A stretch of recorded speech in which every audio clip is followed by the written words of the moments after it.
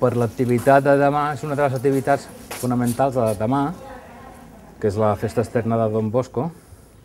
Hi eren per aquí, per al pati, uns 400 i pico de nanos jugant i fent activitats, i aquesta és una de les activitats més importants. Sí, és el patró de l'escola salesiana. Aquest matí, a les 10 del matí, ja estava jo aquí, aguantant l'escala, traient escales d'aquí baix.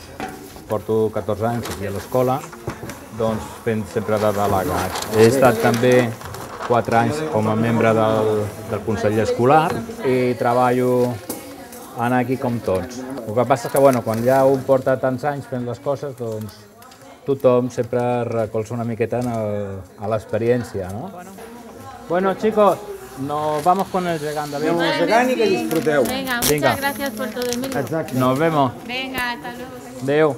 Clar, perquè el patró d'allà de la Llanta és Sant Joan Bosco. I en allà van tenir molt d'anys a un cura que era salesià. Sí, el pare Xarri. El pare Xarri, que també és un gegant que han fet els d'allà de la Llàntia. Som 150 persones aproximadament a la colla gegantera. Pensa que nosaltres, dintre de l'escola salesiana, som el col·lectiu que mou més pares, la colla gegantera. Per mi, mira, jo amb la satisfacció personal de veure contenta la gent, ja tinc prou. Amb això ja sóc feliç.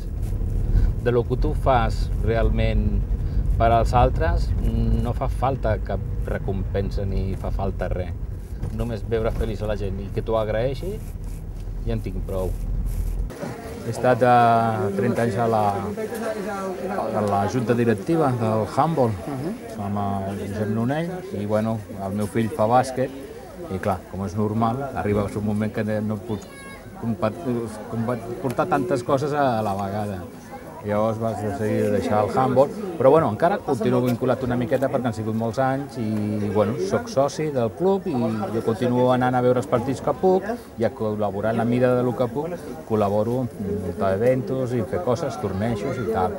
I ara estic en el bàsquet. Com tot, és qüestió de posar-se.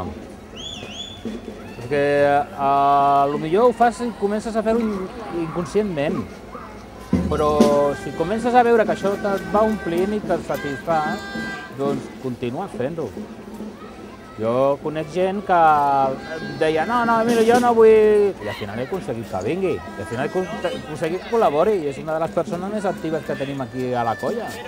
Per mi sempre és preferible estar una miqueta a l'anonimat, per dir-ho així. No m'agrada figurar. Jo el reconeixement de la meva feina i del meu treball ja és suficient. Però jo crec que si ens portem amb una miqueta de dignitat entre tots, seríem millors persones.